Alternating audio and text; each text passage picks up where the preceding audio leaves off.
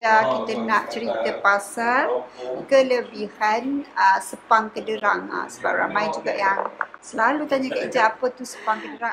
Assalamualaikum, apa khabar? Selamat malam semua. Hari ni dengan Kak Ija kita nak cerita pasal kelebihan sepang kederang. Sebab ramai juga yang selalu tanya Kak Ija, apa tu sepang kederang? Apa tu sepang?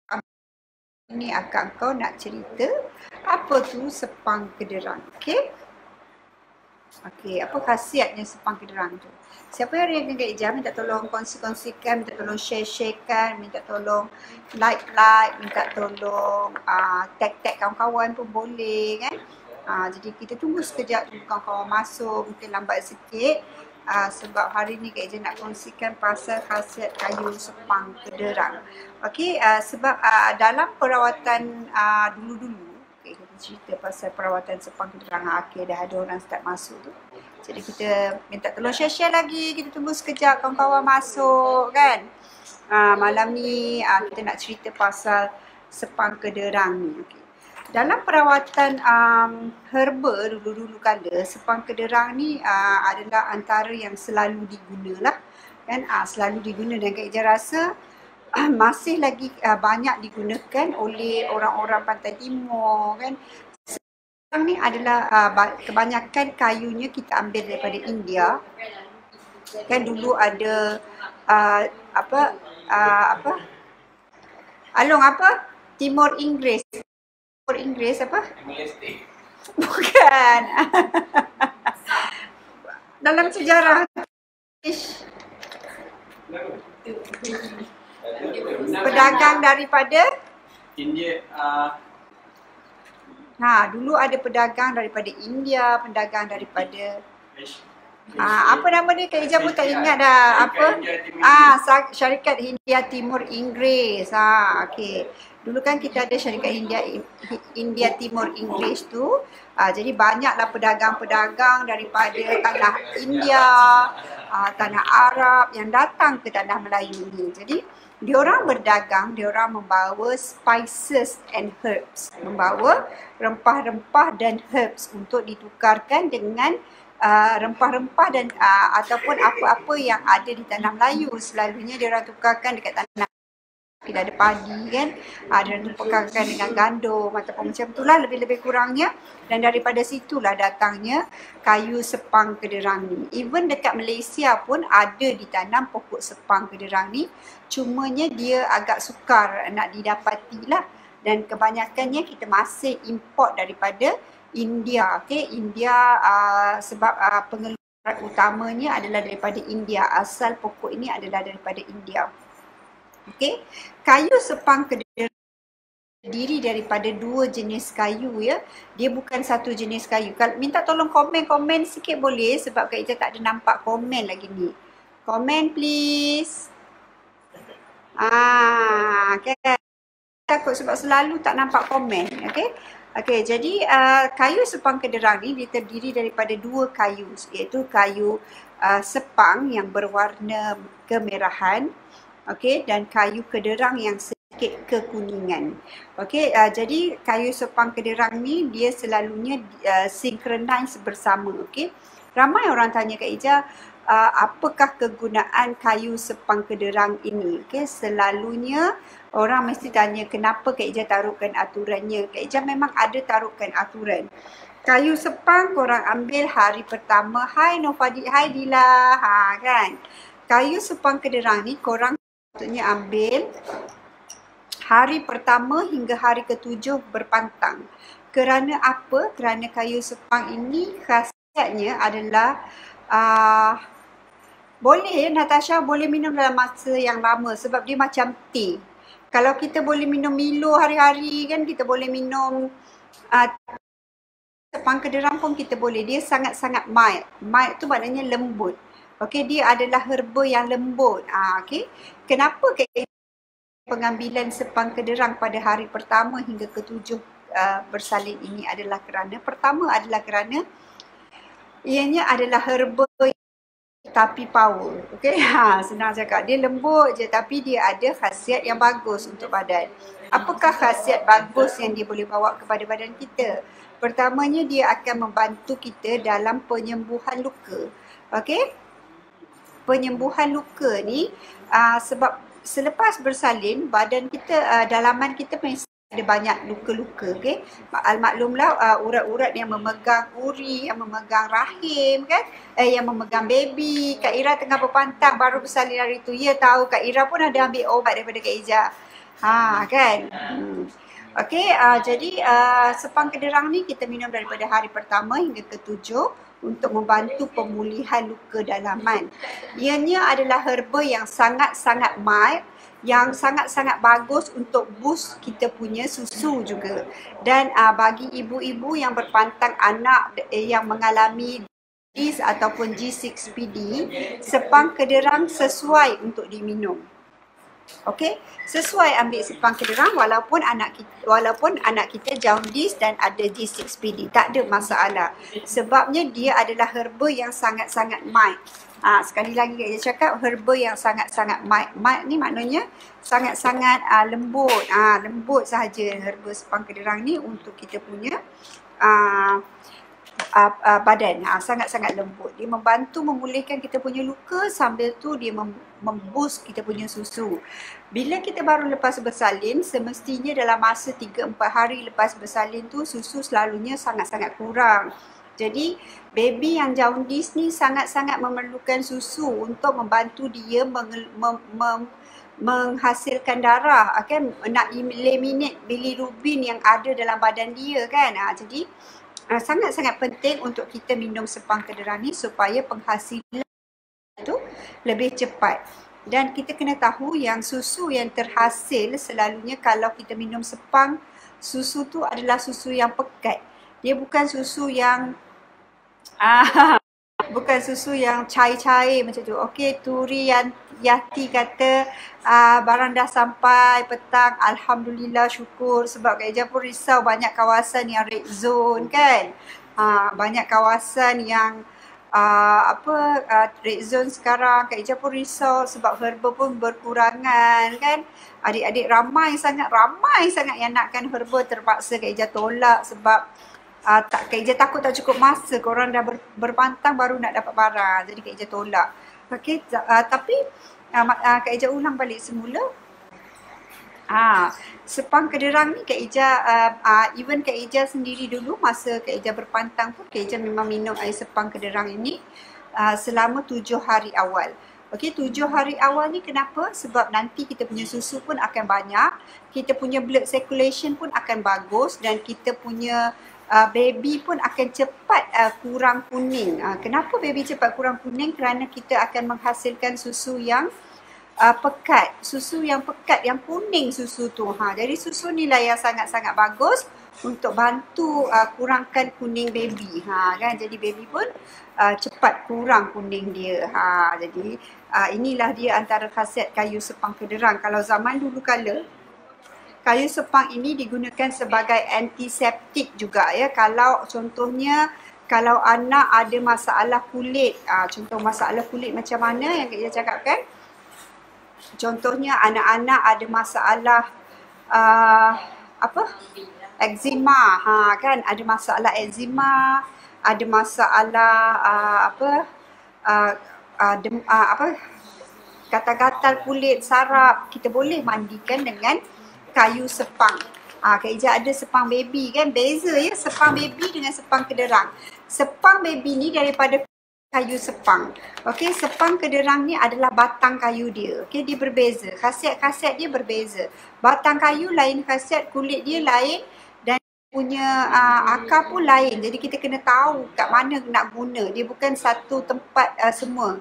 Contohnya pokok bunga raya, daun dia kita boleh gunakan untuk membantu mengurangkan demam kan, tapi bukan batang dia, daun macam tu. Okey, sama juga dengan contohnya kita nak gunakan cekur kan. Cekur kita boleh guna satu pokok. Kalau kita nak gunakan kunyit, kita hanya gunakan kunyit sahaja, kita tak gunakan dia punya daun kunyit kan. Jadi itu adalah contohnya. Dekat mana kita guna dan bila kita nak guna. Okay?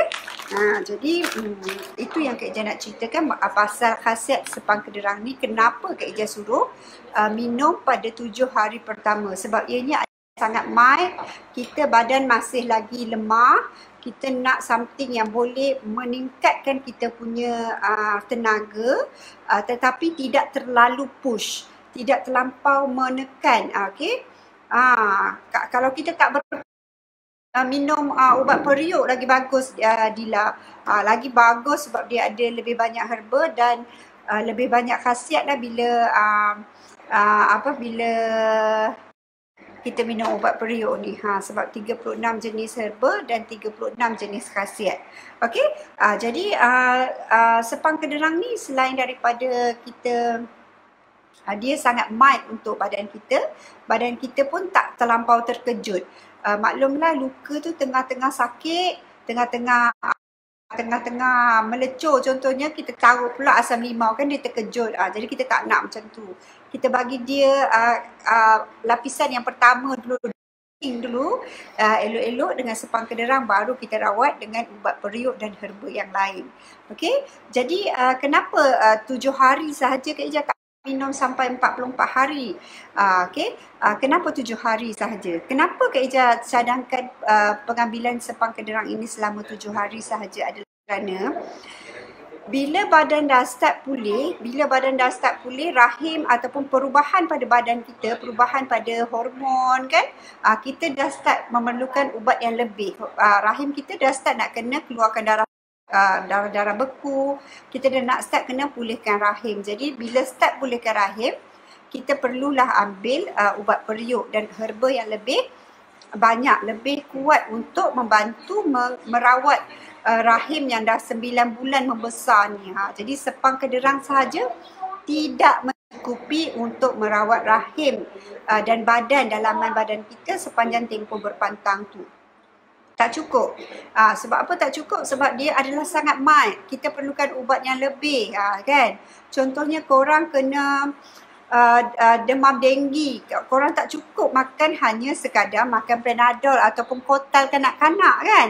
Jadi kena makan ubat yang bercukup, yang menepati apa keadaan kita. Jadi dalam tempoh 7 hari tu adalah 7 hari tempoh pengenalan badan kita kepada herba. Jadi hari ke-8 dah boleh start ambil ubat periuk dan manjakali pada hari ke-8. Okey. Jadi macam mana cara nak minum sepang kederang ni Kak Ija? Okey, Kak Ija sediakan 1 paket sepang kederang untuk korang. 1 paket sahaja. Kerana apa? Kerana Kak Ija rasa cukup untuk penggunaan 7 hari. Okey, sebabnya herba selalunya Kak Ija memang tetapkan baby kuning. Boleh minum, sangat-sangat bagus minum. Korang boleh tengok testimoni siapa yang baby kuning minum sepang kederang. Macam mana dia punya efek dia. Okey.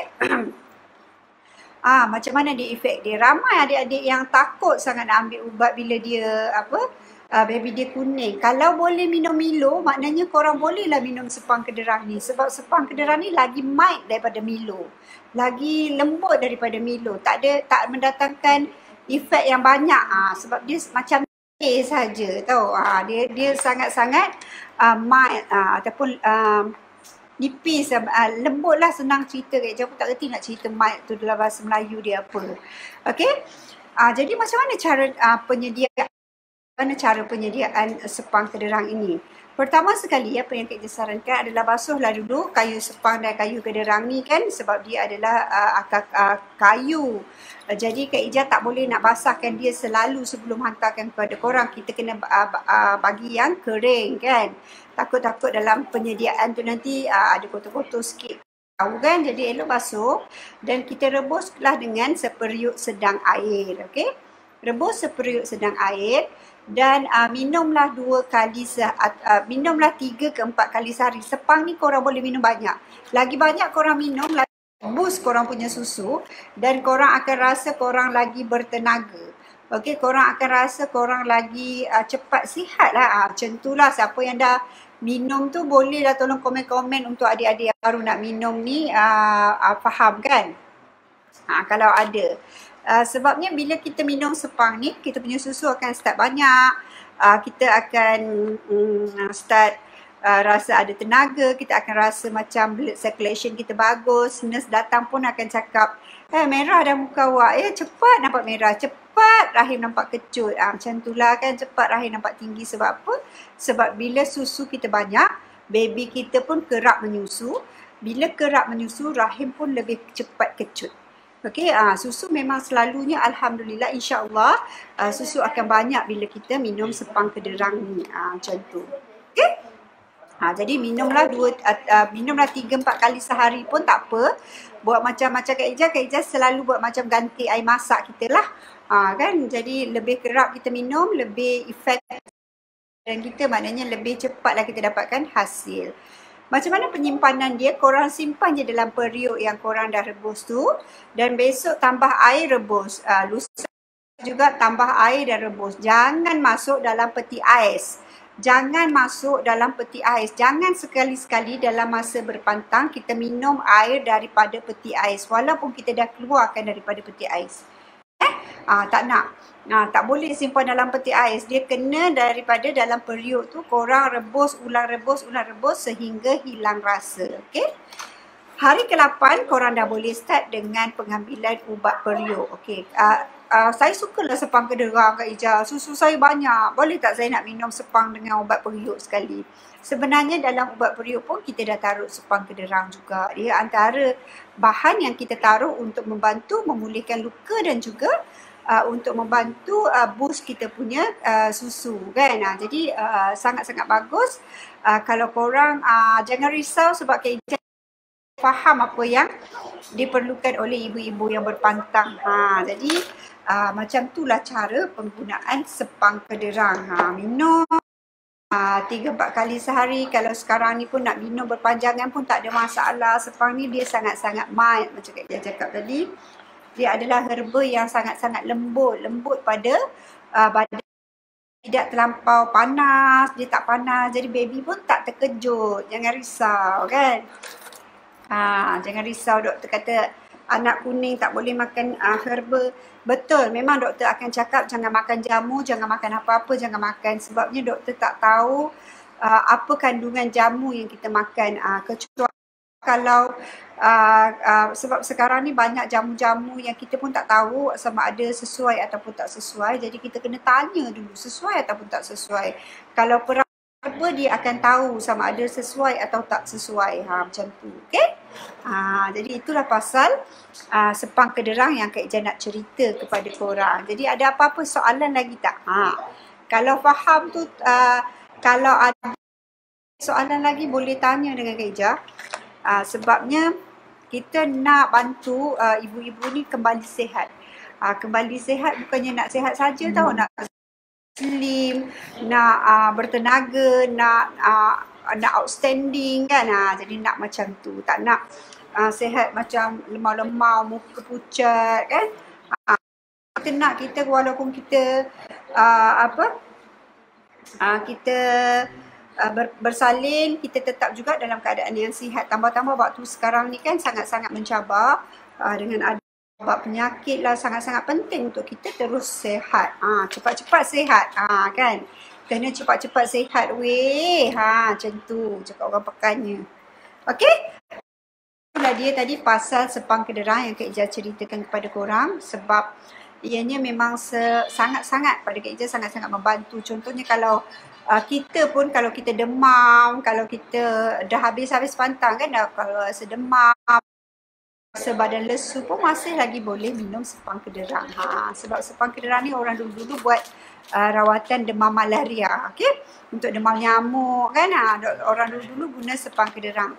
Dan untuk luka luar kan, kalau ada wound ataupun luka besar, diorang akan rebus jirus kat kawasan luka macam Dettol lah diorang buat zaman-zaman dulunya. Okay.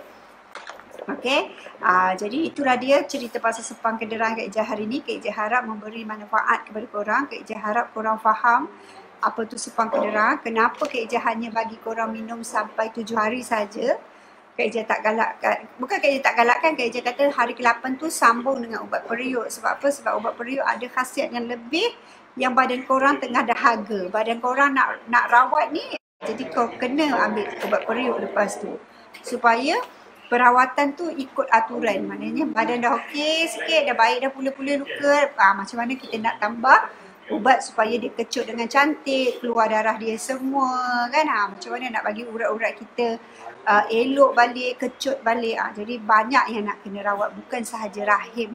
Okey, jadi itu sahaja daripada Kak Ija malam ni. Kita jumpa lagi malam esok. Hari ni tadi Kak Ija Kak Ija ada buat hari ni tadi kita buat apa? Pilis. Hari ni kita orang buat pilis, orang buat minyak. Hari ni pilis dengan minyak. Macam ni kita buat semalam. Okey. Hari ni tadi kita orang meramu minyak dengan pilis di rumah. Dan insyaAllah besok kita cerita pula pasal pilis. Pilis Kak Ija dah cerita, Kak Ija nak cerita pasal sari rapat besok. Okey? Jadi bagi mereka-mereka yang nak merapat-rapat, bolehlah bercerita dengan sari rapat dengan Kak Ija.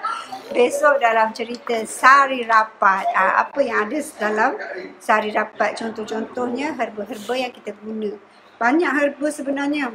Kalau botol-botol semak rumah kan. Dah nak pergi kilang tak boleh kan. Nak pergi kilang tak boleh, berhangkut semua bawa balik rumah. Buat pula kat rumah. Kalau dulu buat kat dah satu rumah tahu herba kan. Tapi tak apalah, as long as korang cukup ubat dan kita boleh cater korang punya ni keperluan kan. Sebab kesian pula ramai sangat nak, dan ramai juga yang Kak Ija terpaksa tolak sebab tak sempat. Okey, jadi sekian dulu daripada Kak Ija. Kalau korang nak dapatkan herba, boleh tengok dekat www.keepdara.com. Dan kalau nak tengok balik tips-tips daripada Kak Ija, boleh tengok di YouTube channel Kak Ija. Jangan lupa subscribe, keep dan jangan lupa like page Kak Ija. Sila share-share, semoga ianya memberi manfaat kepada kita dan kepada orang-orang yang berada di sekeliling kita. Akhir sekali, salam nisfu Syakban daripada Kak Ija. Semoga kita semua mendapat keberkatan dan semoga juga penyakit ni cepat-cepat hilang. Nak berpuasa dah tak lama lagi. Nanti nak ajar pula macam mana cara herba dan berpantang di bulan puasa. Okey, Assalamualaikum warahmatullahi wabarakatuh semua. Selamat malam. Bye-bye.